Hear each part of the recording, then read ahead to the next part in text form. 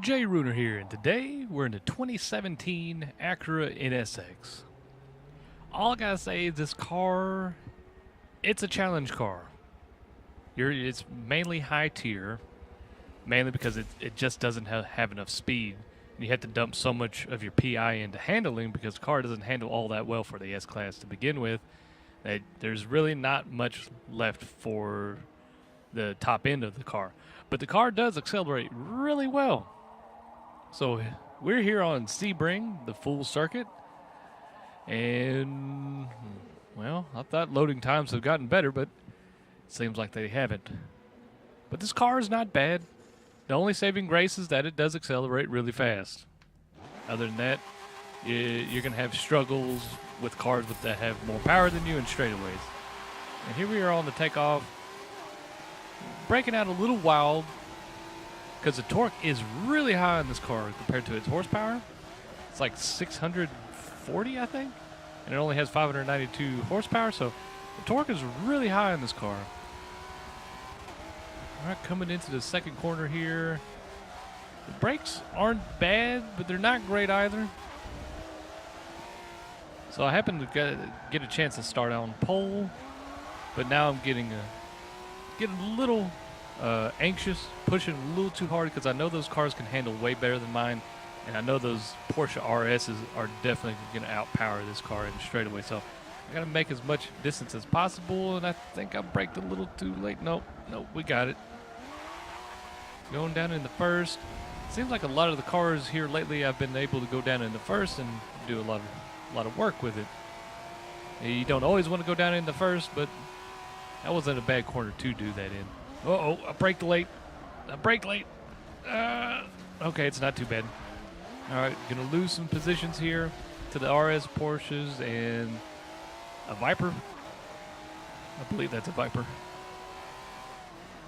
All right, so the only thing I got is coming out of the corners with acceleration. That's about it. With this car, I call it a challenge car because you can't make any mistakes in it. Because you don't have the top end to make up a mistake. So, like I said, it's a good high tier car. You're not going to find yourself in the podium positions, but you can definitely have fun in this car. It's like if you want a challenge, it's like it has enough handling for the S-Class. Great acceleration for the S-Class, but doesn't have the top end. Look, like all these cars right here, the RSs are definitely passing me up. Coming into the final corner here. Nice and smooth here. Got to watch the torque because the car does like to break loose real easy. Coming through this last corner here. Keeping up with them for just a moment, and they just leave me. Oh, he braked early. They both braked early. Didn't mean to hit that guy, but definitely braking a little too early. All right, coming up into this corner, see if I can make up some ground in these corners here. Uh-oh, hitting the curve. Gonna make up one position. Now this car, like I said, it's not bad. It's just a challenge. You're probably gonna end up in probably 5th, 6th, or 7th a lot of times, depending on what kind of cars everybody else is driving. Like these Porsche RSs and that Viper are definitely top tier cars. That's why I put this car in the high tier, because it can kind of keep up with them, but in the end, it just doesn't have the power. All right, coming into this corner. Got to watch the torque, though. Like right there, the car's starting to break loose because the car is just really torquey. That's why it accelerates so quickly. All right, going to push through this corner. You can make up a little bit of the ground every once in a while when you come out of a corner. But for the most part, those cars have way more power than this one. So it's a struggle. But holding my lines pretty well. Driving to the best of my ability, and they're just, you can't stop them from passing you. That just makes you a dirtbag.